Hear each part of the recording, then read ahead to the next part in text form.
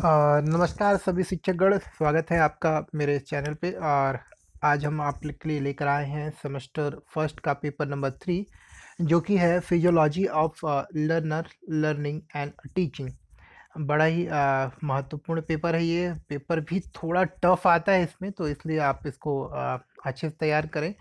और देखते हैं इसमें पहले प्रश्न। जैसा कि आप लोग को पता ही है कि इसमें 3 खंड में प्रश्न होते हैं, खंड ए, बी और सी। खंड ए में आपको सभी very short answer type question, अति लघु उत्तरीय प्रश्न, जो कि 2 नंबर का हर एक प्रश्न होगा, 50 शब्दों में आपको लिखना है। तो आइए पहले खंड अ से प्रश्न देख लेते हैं। खंड अ में पहला प्रश्न है, डिफाइन टीचिंग। शिक्षा को यानी कि शिक्षण को परिभाषित कीजिए। तो टीचिंग क्या हो सकता है, आप इसको लिख सकते हैं आराम से। अगला प्रश्न है, व्हाट इज इमोशनल इंटेलिजेंस।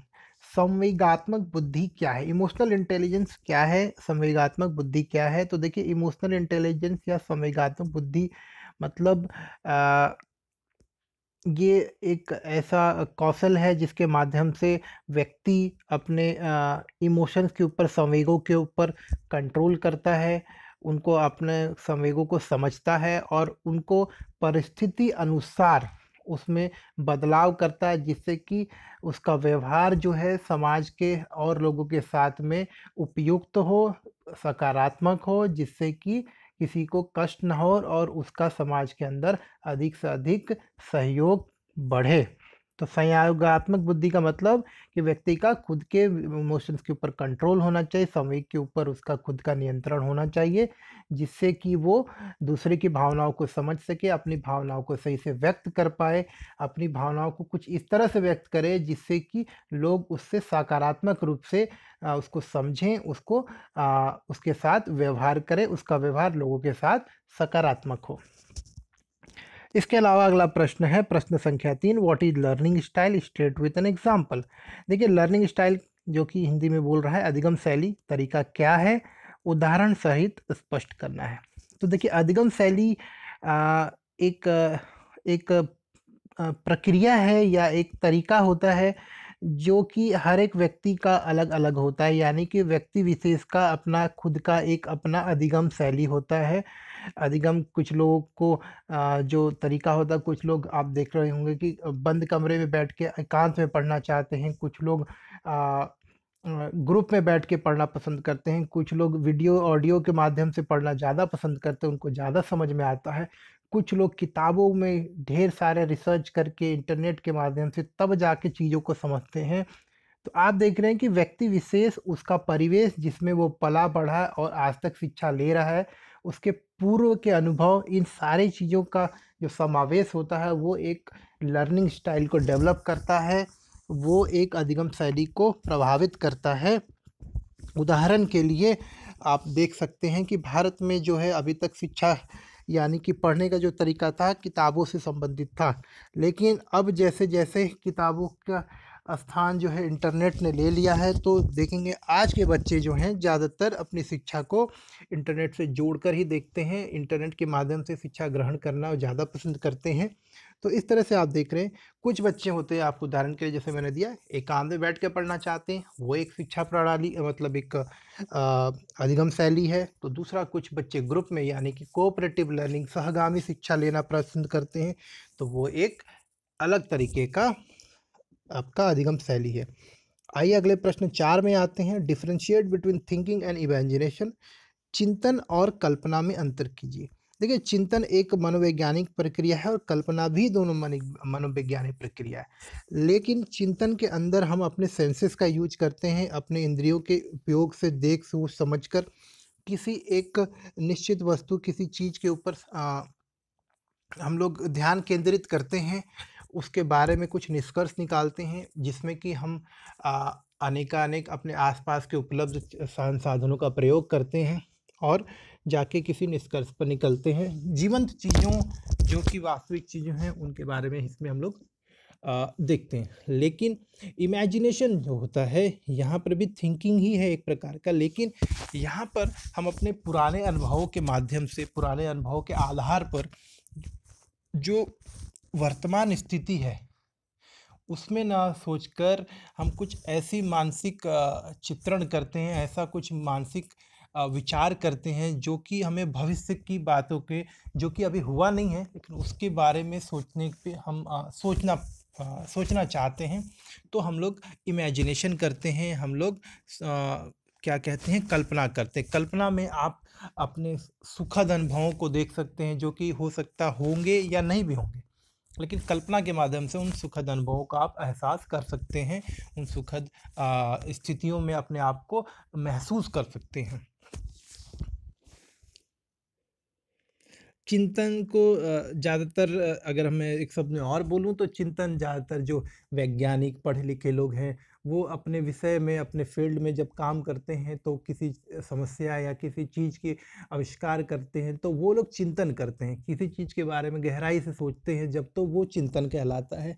कल्पना ज़्यादातर आपका सकारात्मक दृष्टिकोण से, हल्के मन से सोचने वाला कार्य है जो कि आपको अच्छी भावनाओं के साथ अच्छा महसूस कराती है। कल्पना में आप अपने प्रति अच्छी चीज़ें, या आप कुछ अच्छी चीज़ें जो कि आप प्राप्त करना चाहते हैं उनके बारे में सोचते हैं, तो कल्पना आपको एक आनंद के सागर में लेके जाती है। इस तरह से आप जोड़ सकते हैं इसको।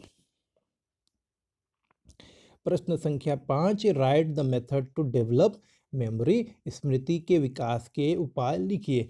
स्मृति विकास करना है, मेमोरी को डेवलप करना है, तो सबसे पहले आप लिख सकते हैं कि जो अधिगम की प्रक्रिया होगी, हमारी जो सीखने का प्रक्रिया है, वो एक स्ट्रक्चर्ड वे में होना चाहिए, एक व्यवस्थित तरीके में होना चाहिए। दूसरा,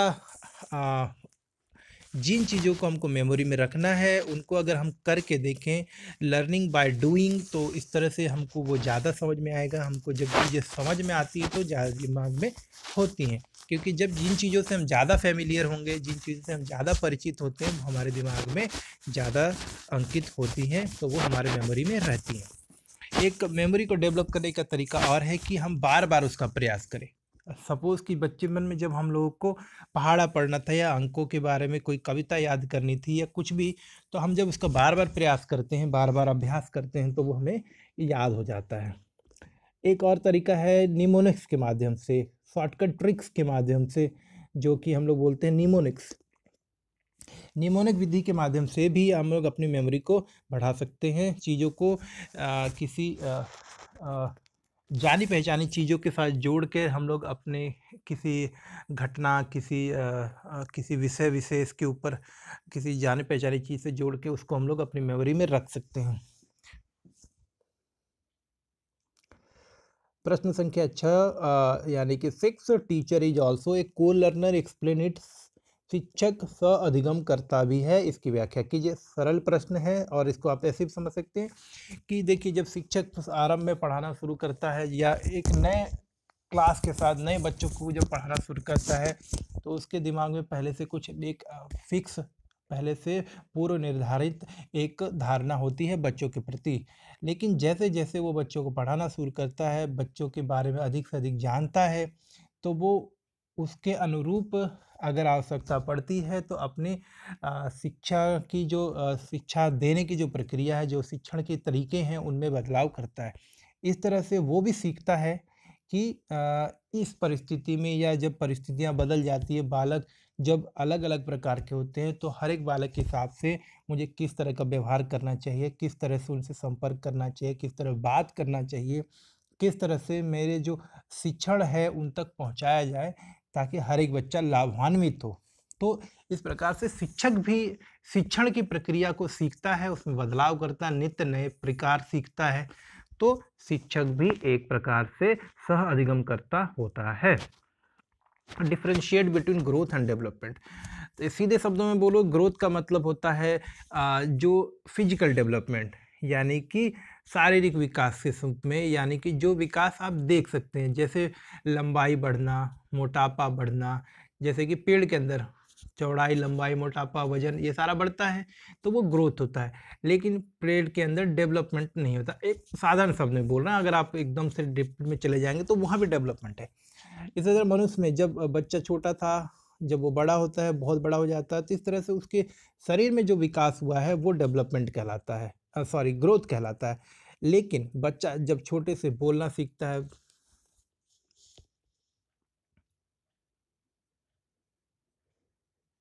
बच्चा जब बोलना सीखता है, चलना सीखता है, ये सारी चीज़ें जब वो करता है तो उसके बाद बच्चे के अंदर जो विकास होता है, जो उसका संवेगात्मक, मनोवैज्ञानिक और बिहेवियरल जिसको बोलते हैं हम लोग व्यक्तिगत विकास, ये सारे जो विकास होते हैं, ये सारी चीज़ें आपकी क्या कहलाती हैं? डेवलपमेंट। डेवलपमेंट सिर्फ शारीरिक विकास को नहीं बोलते हैं, डेवलपमेंट मानसिक विकास, कौशल विकास, सामाजिक विकास, कल्चरल विकास, ये जो इस तरह की जो चीज़ें होती हैं, ये जो हमारे विकास होते हैं, इनको डेवलपमेंट के अंदर हम लोग समझते हैं। तो आपको समझ में आ गया कि अगर अंतर करना चाहेंगे तो जो शारीरिक विकास है वो आपका ग्रोथ है, लेकिन शारीरिक विकास के साथ-साथ मनोवैज्ञानिक, व्यावहारिक, सामाजिक जो विकास है, संवेगात्मक विकास जो होता है, संज्ञानात्मक विकास जो होता है, ये सारा कुछ जो होता है डेवलपमेंट के अंदर कहलाता है, विकास कहलाता है। विकास से व्यक्ति का व्यक्तित्व बदलता है, लेकिन ग्रोथ से व्यक्ति का व्यक्तित्व नहीं बदलता है। Right the characteristics of behavioural objective, व्यवहार परक उद्देश्य की विशेषता क्या है? देखिए कुछ उद्देश्य तो आप इस तरह लिख सकते हो, व्यवहार परक उद्देश्य की विशेषता ये होती है कि व्यवहार परक उद्देश्य में एक उद्देश्य निर्धारित होता है कि हम लोग जो बिहेवियरल ऑब्जेक्टिव है उसका उद्देश्य होता है कि जिनका बिहेवियर हमको, जिनका व्यवहार हमको देखना है, उनको कुछ कार्य दिया जाए। तो ये एक निर्धारित कार्य होता है जिसको कि जिनको वो चीज़ें सीखनी है उनको वो करना पड़ता है। दूसरा, उस कार्य करने के बाद में उसका एक परिणाम होता है जिसको कि हम लोग फिर आकलन करते हैं। और तीसरा पॉइंट कि यहाँ पर एक निश्चित उद्देश्य होता है जो कि पहले से सभी लोगों को सिखाया जाता है, बताया जाता है। जो लोग भाग ले रहे हैं शिक्षण में, प्रशिक्षण में, उनको बताया जाता है कि ये जो हम लोग भी अभी एक गतिविधि करने वाले हैं या प्रक्रिया करने वाले हैं, इसमें आपके व्यवहार को देखा जाएगा, बिहेवियरल ऑब्जेक्टिव्स जो होते हैं उसको चेक किया जाएगा। तो ये कुछ महत्वपूर्ण कैरेक्टरिस्टिक्स होते हैं। प्रश्न संख्या 9, व्हाट इज एंटरिंग बिहेवियर? प्रविष्टि व्यवहार क्या है? देखिए दोस्तों, जब कोई बच्चा क्लासरूम के अंदर आता है या कोई व्यक्ति जब किसी नई परिवेश में जाता है तो पहले से उसके दिमाग में या उसके पास कुछ न कुछ ज्ञान होता ही होता है। तो इस तरह से जब किसी ने एक नई परिस्थिति में व्यक्ति कुछ पूर्व ज्ञान लेकर प्रवेश करता है, चाहे वो बालक किसी कक्षा में प्रवेश करता है या नई क्लास को अटेंड करता है, तो वो जो पहले से उसके पास में ज्ञान होता है, इस तरह से जो वो नए ज्ञान को लेने का आरंभ करता है, ये कहलाता है आपका प्रविष्टि व्यवहार यानी कि entering behaviour. Explain the level of teaching, शिक्षण स्तर की व्याख्या करिए। आसान प्रश्न है, लिख सकते हैं आप लोग इसको बहुत ही आराम से। चलिए आगे अगले प्रश्न में आते हैं। खंड B short answer type question है। यहाँ पे आपको 200 वर्ड्स में लिखने हैं, 200 शब्दों की सीमा है यहाँ पे, और हर एक प्रश्न आपको 8 अंक देगा, यानी कि 5 प्रश्न कुल करने हैं। 8 अंक के 40 अंक का ये आपका भाग है पूरा खंड बी। तो प्रश्न संख्या 2 देखते हैं। पहला प्रश्न है, state the role of student in teaching learning process. अब देखिए बोल रहा है कि शिक्षण अधिगम प्रक्रिया में छात्र की भूमिका बताइए। तो अगर वर्तमान स्थिति में समझे, वर्तमान समय में जो शिक्षण अधिगम प्रक्रिया की बात करते हैं, तो अभी की जो प्रक्रिया होती है, शिक्षण की जो प्रक्रिया है या शिक्षण की प्रणाली है, वो तो बाल केंद्रित ही है। यानी कि बालक का रोल जो है, छात्र का रोल अति महत्वपूर्ण है। उसी के इर्द गिर्द सारा शिक्षण प्रशिक्षण का प्रणाली हमारी घूम रही है। दूसरा इसमें बता सकते हैं कि सारा प्रशिक्षण, जैसा कि हमने बोला, बालक केंद्रित है, बाल केंद्रित है। यानी कि जिस प्रकार से बालक के अधिगम करने की क्षमता होगी, बालक अधिगम करता है, उसी आधार से शिक्षा प्रणाली भी बदलती है। उदाहरण के लिए, अगर बच्चा किसी क्लास में या किसी क्लास के बच्चे धीमी गति से सीखते हैं, तो वहाँ पे आप अपनी शिक्षण की जो प्रक्रिया है उसमें भी व्यापक बदलाव करेंगे। टीचर उसी गति से पढ़ाने का प्रयास करता है, या वो उन्हीं साधनों का प्रयोग नहीं करता जिनका कि वो उन बालकों के साथ करता है जो जल्दी सीख जाते हैं, बल्कि इन बालकों के साथ में शिक्षण के कुछ अन्य साधनों का उपयोग करेगा जो कि बालकों को सीखने में जल्दी मदद करें, यानी कि आप इस तरह से चीज़ों को समझा सकते हैं कि स्टूडेंट के हिसाब से ही तो टीचिंग लर्निंग प्रोसेस होता है। Explain the model role of teacher in teaching learning process. अब इसमें मॉडल अब टीचर का रोल बताना है, तो इस लिख सकते हैं शिक्षण एकदम परिस्थिति में एक मॉडल आदर्श के रूप में अध्यापक भूमिका क्या व्याख्या कीजिए, कर दीजिए भाई। प्रश्न संख्या 3 है, right the kinds of memory with examples. उदाहरण सहित स्मृतियों के प्रकार लिखिए। देखिए मेमोरी कई सब प्रकार की होती हैं, आप एक बार में जाएंगे तो देख लेंगे, एब्स्ट्रैक्ट मेमोरी, कॉन्क्रीट मेमोरी, इस तरह से। तो आप पढ़िए, आपको भी पढ़ के बहुत ही आसान क्वेश्चन है, लिख सकते हैं। प्रश्न संख्या 4 है, what is forgetting, write the way of minimising forgetting. ये भी आसान प्रश्न है, फिर भी हिंट दे देता हूँ। फॉरगेटिंग का मतलब कि भूलना, और भूलना भी अपने आप में एक सीखना है, क्योंकि आप किसी चीज़ को स्वतः नहीं भूल सकते, भूलने के लिए भी आपको प्रयास करना पड़ता है, और जिस चीज़ को करने के लिए प्रयास करना पड़ता है वो एक हमारे लिए सीखने की प्रक्रिया होती है। हाँ, विस्मृति को कम करने के उपाय ये होते हैं कि चीज़ों को हम लोग अनेक बार अभ्यास करें। निमोनिक्स, जैसा कि हमने ऊपर बताया था कि मेमोरी बढ़ाने के जो तरीके हैं वही आप यहाँ पे लिख सकते हैं, वेज ऑफ मिनिमाइजिंग फॉरगेटिंग, विस्मृति को कम करने का। कि निमोनिक्स के साथ चीज़ों को पढ़ें, निमोनिक्स के साथ जोड़ के अपने जीवन के जाने पहचाने चीज़ों तथ्यों के साथ जोड़ के अगर किसी विषय विशेष को पढ़ते हैं तो लंबे समय तक याद रहता है। बीच बीच अंतराल में अगर प्रैक्टिस की जाए तो चीज़ें लंबे समय तक हमारे दिमाग में होती हैं। Explain the principle of development, विकास के सिद्धांतों का, विकास के सिद्धांतों की व्याख्या कीजिए। देखिए विकास के सिद्धांत अनेक हैं, आप स्किनर के ले सकते हैं, आप पियाजे के सिद्धांतों को ले सकते हैं, वहाँ से भी आप बता सकते हैं इसके जैसा। What is operant conditioning and right educational implication of it. देखिए ऑपरेंट कंडीशनिंग बड़ा प्रश्न है, इसलिए अभी नहीं बताऊंगा, लेकिन बहुत ही अच्छा प्रश्न है। इस सी टेट यूपी टेट में भी प्रश्न आते हैं, तो मैं तो चाहूँगा कि आप खुद से इसको तैयार करें। और ये एक तरह से आप अब मैं यहाँ बता नहीं सकता क्योंकि थोड़ा समय ज़्यादा लग जाएगा, लेकिन बहुत ही अच्छा प्रश्न है। आप अगर कहें तो इसके लिए मैं एक अलग से वीडियो बना देता हूँ आपको, अगर आप लोग चाहेंगे तो मैं एक अलग से वीडियो बना दूंगा और इसमें आपको इसको पूरा डिटेल में समझा सकते हैं आप, और इसको समझ भी जाएंगे, क्योंकि सी टेट और यूपी टेट के हिसाब से भी बहुत ही महत्वपूर्ण प्रश्न है। तो आप इसको बिल्कुल पढ़ लें, व्यर्थ नहीं जाएगा आपका यहाँ जो भी आप मेहनत करेंगे, तो इसको पढ़ लें।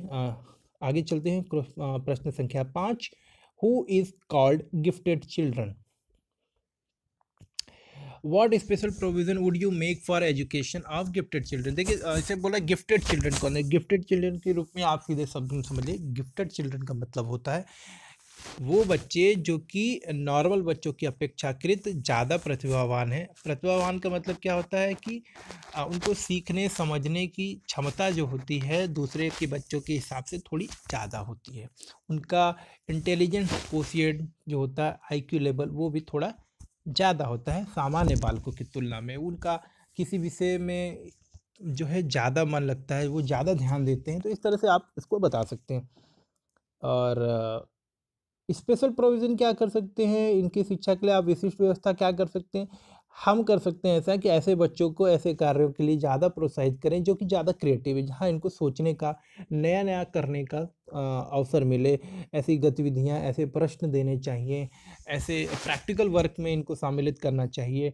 ऐसे बच्चों को ऐसे बच्चों के अंदर में लीडरशिप क्वालिटी होती है, ऐसे बच्चों के अंदर में आपको कुछ नया सीखने की चाह होती है ज़्यादा। तो ऐसे बच्चों को ऐसे अवसर हम लोग को प्रदान करने चाहिए। तो बहुत सारे एक्टिविटीज़ हैं, आप इनको लीडरशिप के लिए स्पोर्ट्स में आगे बढ़ाइए, जिसमें भी बढ़ाएंगे तो ये आगे बढ़ेंगे। तो इनको ज़्यादा अवसर देने चाहिए। इसका मतलब ये नहीं कि आप सामान्य बालकों को ना दें, लेकिन ये बच्चे इनको हम क्या कर सकते हैं, अच्छे से ट्रेन कर सकते हैं, तो ज़्यादा सीख सकते हैं ये जल्दी। तो इनको भी ध्यान देना है, साथ ही सामान्य बालकों को भी ध्यान देना है। प्रश्न संख्या 6 है, define cognition, state the factors affective mental development of the child. संज्ञान को परिभाषित कीजिए, बालक के मानसिक विकास को प्रभावित करने वाले कारक बताइए। तो दिखाइए कॉग्निशन क्या है, संज्ञान क्या है। कॉग्निशन मतलब कि चीज़ों को सीखना, चीज़ों को समझना, उसको व्यवहार में लाना है, ये जो प्रक्रिया होती है यही आपका कॉग्निशन होता है, यही आपका संज्ञान होता है।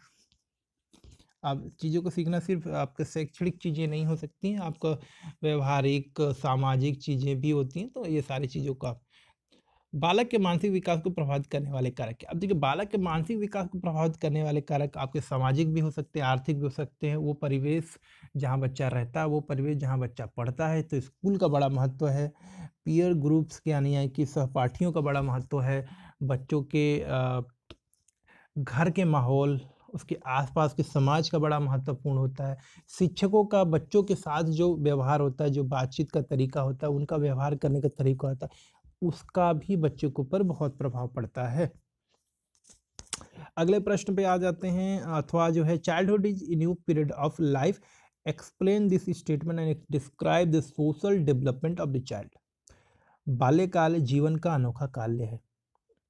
इस कथन को स्पष्ट कीजिए तथा बाल्य अवस्था में सामाजिक विकास का वर्णन कीजिए। देखिए बाल्य काल जीवन का अनोखा काल तो होता ही है, क्योंकि बाल्य काल के अंदर बच्चे के अंदर क्रिएटिविटी की अथाह संभावनाएं होती है। बच्चा हर कुछ सीखना चाहता है, उसके अंदर जिज्ञासु स्वभाव होता है।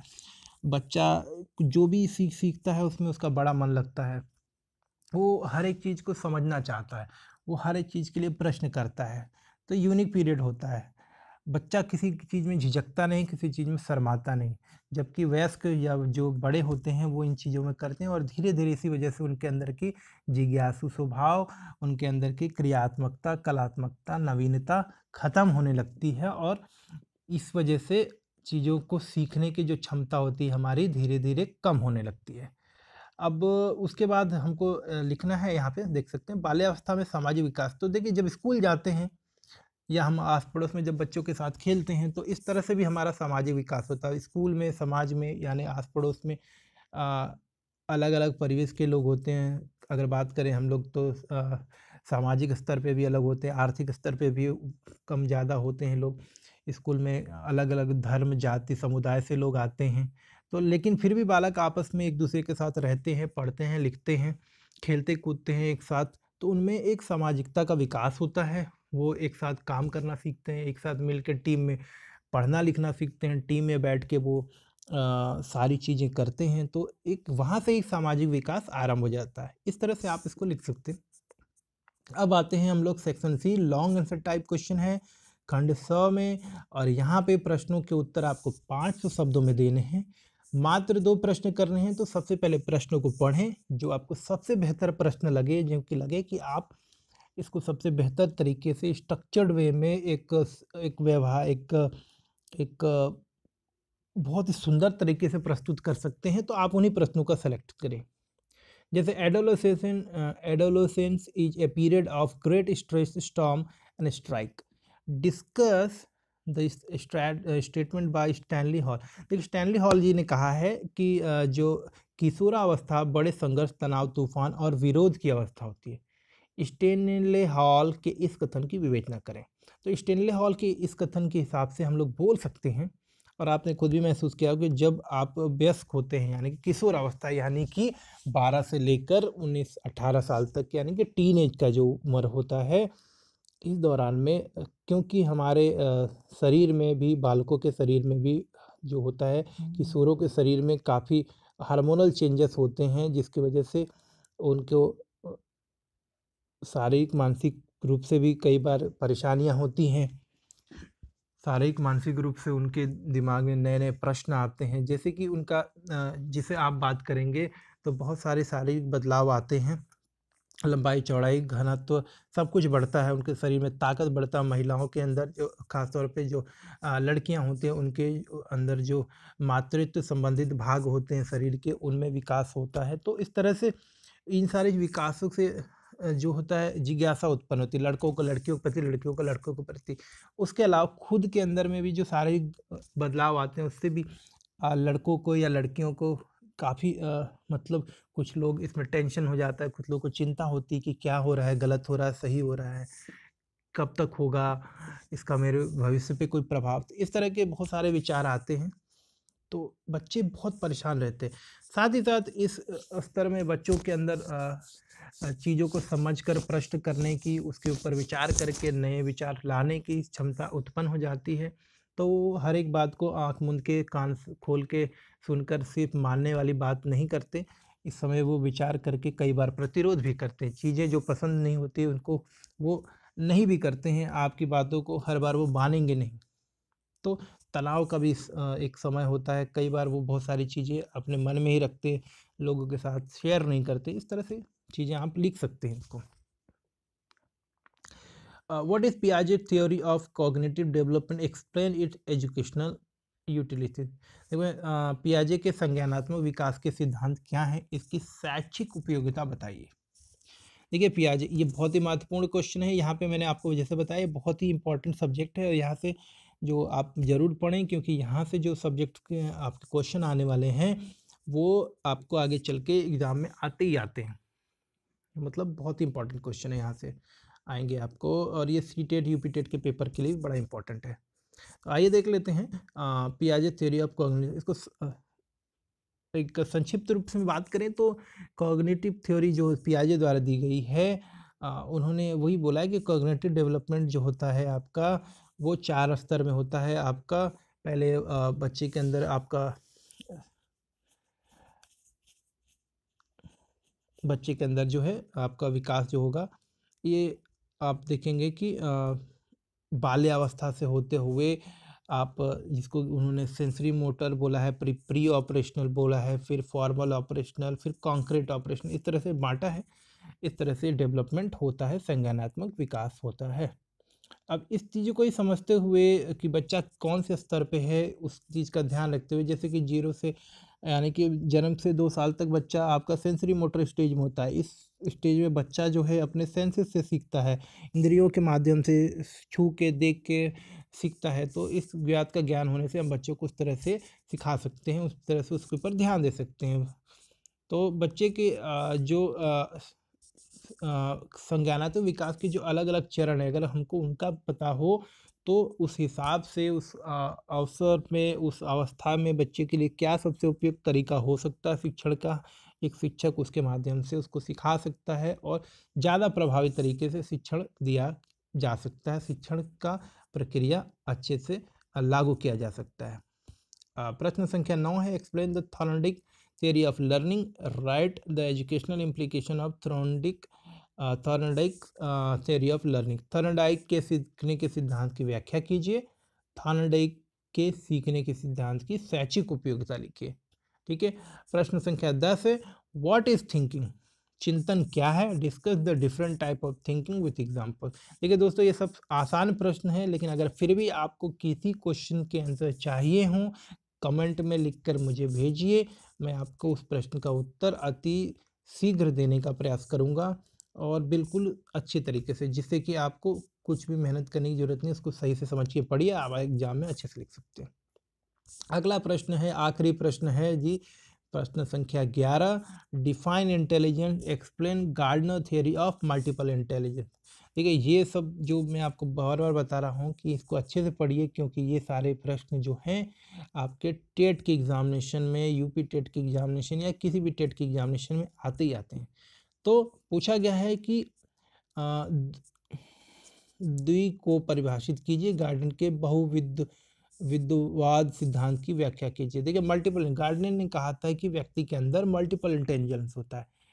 इंटेलिजेंस जो हमारे अंदर होता है, जो हमारे अंदर बुद्धि होती है, बुद्धि को परिभाषित करना है। बुद्धि क्या है? बुद्धि एक समायोजित कौशल है, समायोजित आपकी क्षमता होती है किसी व्यक्ति की, जो कि आपको परिस्थिति अनुसार व्यवहार करने में मदद करती है, व्यवहार करने में आपको कुशल बनाती है। आप इंटेलिजेंस जो होती है, बुद्धि जो होता है, कई सारी चीज़ों का, पूर्व अनुभवों का, वर्तमान स्थिति में आपके व्यवहार करने के लिए पूर्व अनुभवों का किस तरह से आप प्रयोग करते हैं, यही इंटेलिजेंस होता है।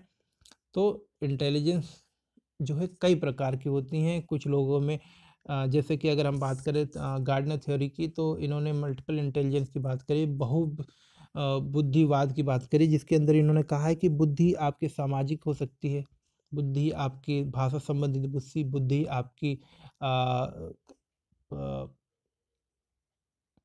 पर्यावरण संबंधित हो, बुद्धि आपका खेल कूद से संबंधित हो सकता है, म्यूजिक से संबंधित हो सकता है, बुद्धि आपके लोगों को समझने समझाने की क्षमता से संबंधित हो सकता है। ये सारी चीज़ें आपकी आती हैं।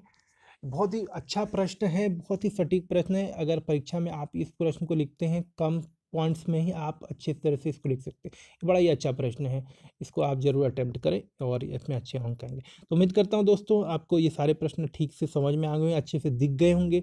अगर कोई परेशानी रही होगी तो मैं आपसे माफ़ी माँगता हूँ और आपसे वही बात कह रहा हूँ कि चैनल को सब्सक्राइब कर लें, क्योंकि आगे आने वाले वीडियोज़ की आपको नोटिफ़िकेशन मिलेगी। साथ ही साथ अगर कोई प्रश्न है जो आप मेरे से पूछना चाहते हैं, कुछ और बात जो आप मुझसे शेयर करना चाहिए, मुझे कुछ डाँटना चाहते हैं, कुछ सुझाव देना चाहते हैं, तो प्लीज़ कमेंट करके बताएँ। और उसके अलावा अ, अगर आपको नोट्स या कुछ भी चीज़ें चाहिए तो आप मुझे मैसेज कर सकते हैं। मैं बिल्कुल उसको ध्यान देके जल्दी से जल्दी आप तक वो प्रश्न के उत्तर देने का प्रयास करूँगा। तब तक के लिए धन्यवाद और अगले वीडियो तक मिलने के लिए आप मेरा वेट करें, मैं आपका वेट करता हूँ। तब तक मिलते हैं अगले वीडियो में। नमस्कार, बाय-बाय।